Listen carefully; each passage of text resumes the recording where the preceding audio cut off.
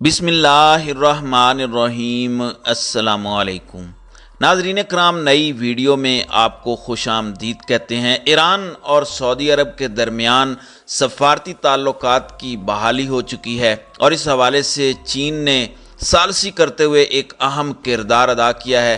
اب سعودی عرب اور ایران کے درمیان چین کی ثالثی میں سفارتی تعلقات کی بحالی کے معاہدے پر اسرائیلی وزیر اعظم نیتن یاہو امریکہ پر برس پڑے ہیں۔ نیتن یاہو نے معاہدے پر اپنی سابقہ حکومت اور امریکی صدر جو بائیڈن کو قصوروار قرار دیا ہے۔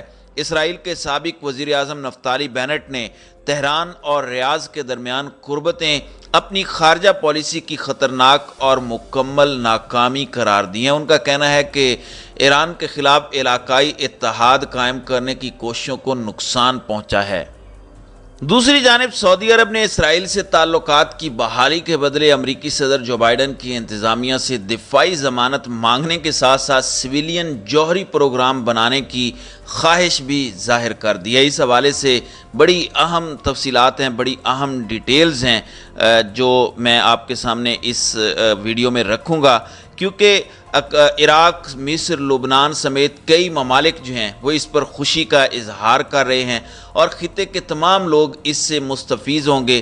حزب اللہ جو ہے اس کی جانب سے بڑی مثبت اس پر بات چیت کی گئی ہے اور امارات اور ایران جو ہیں ان کی بھی یہ کوشش ہے کہ وہ ایک جگہ پر ہوں، لیکن متحدہ عرب امارات جو ہے وہ کوشش کر رہا ہے کہ کسی طریقے سے ایران کے ساتھ تعلقات ان کے بھی بحال ہو جائیں۔ اس حوالے سے کیا صورتحال ہے اس کی تفصیلات میں آج کی ویڈیو میں بیان کروں گا۔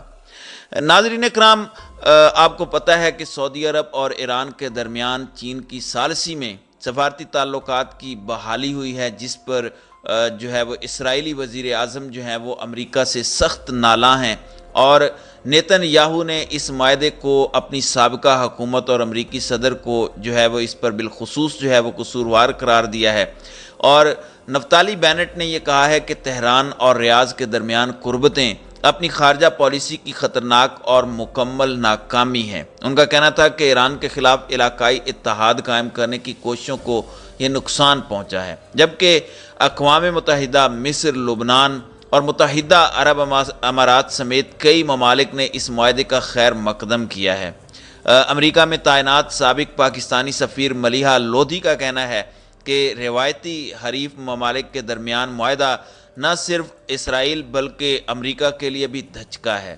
غیر ملکی خبررساں ادارے کے مطابق ایران اور سعودی عرب کے درمیان سفارتی تعلقات کی بحالی کے معاہدے کو جہاں کئی ممالک کی جانب سے مشرق وسطیٰ کے امن اور خوشحالی کے لیے بہترین اقدام قرار دے کر اس کا خیر مقدم کیا جا رہا ہے، وہیں امریکہ کی سابق اور موجودہ حکومت نے ایک دوسرے پر الزام تراشی شروع کر دی ہے۔ معاہدے پر اسرائیل نہ صرف اندرونی تنازعات کا شکار ہو رہا ہے بلکہ وہ امریکہ کو بھی اس کا قصوروار قرار دے رہا ہے۔ اسرائیل کے موجودہ وزیر اعظم نیتن یاہو کا کہنا ہے کہ سعودی عرب اور ایران کے درمیان قربتیں ان کے پیش رو اور موجودہ امریکی صدر جو بائیڈن کی ناکامی ہیں اور یہ لوگ ہی اس معاہدے کے قصوروار ہیں۔ اسرائیل کے سابق وزیر اعظم نفتالی بینٹ نے معاہدے پر اپنے سخت رد عمل کا اظہار کیا۔ انہوں نے موجودہ حکومت کو آڑے ہاتھوں لیتے ہوئے کہا کہ فیصلہ تل ابیب کے لیے خطرناک ہے۔ نفتالی بینٹ کے بقول مشرق وسطیٰ میں ہونے والی یہ تبدیلی موجودہ حکومت کی ناکامیوں کا منہ بولتا ثبوت ہے، جس سے ایران کے خلاف علاقائی اتحاد قائم کرنے کی اسرائیلی کوششوں کو دھچکا لگے گا۔ اسرائیل کے اپوزیشن لیڈر یائر لیپڈ نے کہا کہ سعودیہ ایران کے درمیان معاہدہ اسرائیلی خارجہ پالیسی کی خطرناک اور مکمل ناکامی ہے۔ ان کا کہنا ہے کہ ایسا تب ہوتا ہے جب حکومت اپنے کام کی بجائے قانون کے محاذ پر الجھ جائے۔ تاہم ایک اسرائیلی عہدیدار نے اس معاہدے پر تبصرہ کرتے ہوئے کہا کہ معاہدے کے بعد بھی ان کا ملک سعودی عرب سے تعلقات بحال کرنے کی کوششوں سے پیچھے نہیں ہٹے گا۔ سعودی عرب کو محسوس ہوا کہ ایران سے متعلق مغرب کی پوزیشن کمزور ہوئی، مگر ریاض سے تعلقات بحال کرنے کی اسرائیلی کوشش پر اس کا اثر نہیں پڑے گا۔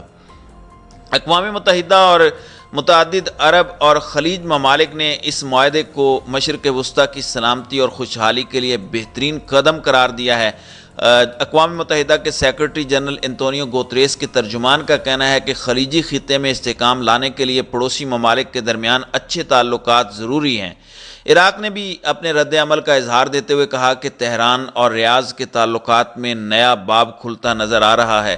عراقی وزارت خارجہ کی طرف سے جاری ایک بیان کے مطابق یہ معاہدہ دونوں فریقوں کے درمیان تعلقات کے انضمام کی عکاسی کرے گا اور خطے کے ممالک کے تعاون کو ایک معیاری تحریک دے گا، جس کا مقصد ایک فریم ورک کو پورا کرنا ہے۔ تمام جماعتوں کی خواہشات اور ایک نئے مرحلے کے آغاز کی نشاندہی کرتی ہیں۔ اسرائیل کے ساتھ تعلقات کے باوجود یو اے ای کا کہنا ہے کہ ایک مثبت علاقائی بات چیت سے اچھے پڑوسی میں اضافہ ہوگا۔ مصر نے بھی اس امید کا اظہار کیا ہے کہ اس پیش رفت سے مشرق وسطیٰ میں کشیدگی کو کم کرنے میں مدد ملے گی۔ لبنان کی حزب اللہ کے سیکرٹری جو حسن نصر اللہ ہیں، انہوں نے بھی اسے ایک عظیم پیش رفت کہا ہے۔ اس واقعے سے ہماری مطمئن ہونے کی وجہ یہ ہے کہ ہمیں یقین ہے کہ اس پیش رفت سے لبنان کو کوئی نقصان نہیں پہنچے گا، خطے کے لوگ اس سے مستفیض ہوں گے۔ دوسری جانب واشنگٹن کے لیے پاکستان کی سابق سفیر ملیحہ لودھی کا کہنا ہے کہ ایران سعودیہ معاہدہ امریکہ کے ساتھ اسرائیل کے لیے بھی دھچکا ہے۔ اس معاہدے سے ایران کو تنہا کرنے کی امریکی کوششیں ناکام ہوئی ہیں، اور سینیٹر مشاہد حسین کا کہنا ہے کہ یہ معاہدہ چین میں ہونا اس بات کا اظہار ہے کہ خطے میں طاقت کا توازن اب کس طرف ہے۔ دوسری جانب سعودی عرب نے اسرائیل سے تعلقات کی بحالی کے بدلے امریکی صدر جو بائیڈن کی انتظامیہ سے دفاعی ضمانت مانگنے کے ساتھ ساتھ سویلین جوہری پروگرام بنانے کی خواہش بھی ظاہر کر دی ہے۔ نیو یارک ٹائمز کی یہ رپورٹ ہے، ان کا کہنا ہے کہ اگر یہ معاہدہ ہو جاتا ہے تو جزیرہ نما عرب میں بہت بڑی پیش رفت ہوگی اور اس سے ایران کے خلاف اسرائیل کی سیکیورٹی میں اضافے کی وزیر اعظم نیتن یاہو کی دیرینہ خواہش پوری ہو جائے گی۔ گزشتہ سال العربیہ کو انٹرویو دیتے ہوئے نیتن یاہو نے کہا تھا کہ سعودی عرب اور اسرائیل کے درمیان امن معاہدہ اسرائیل اور فلسطین کے درمیان تنازع کے حل کا سبب بنے گا۔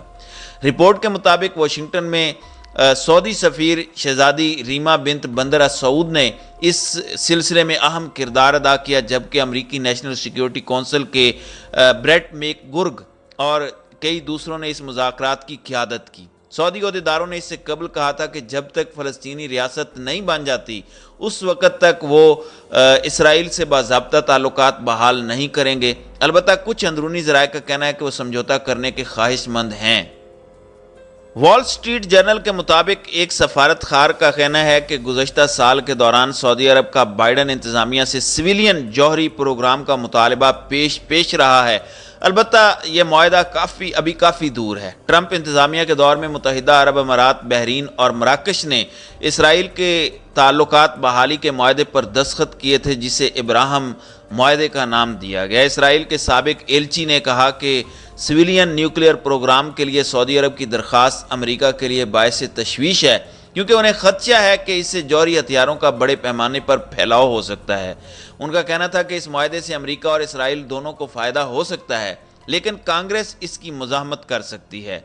ان کا مزید کہنا تھا کہ سیکیورٹی معاہدے کی شرائط کا تعین ہونا ابھی باقی ہے، لیکن توقع ہے کہ وہ باہمی دفاعی ضمانت سے محروم ہو جائیں گے۔ اس تجویز پر امریکہ اور مشرق وسطیٰ کے حکام اور ماہرین کی جانب سے ملے جلے رد عمل کا اظہار کیا گیا۔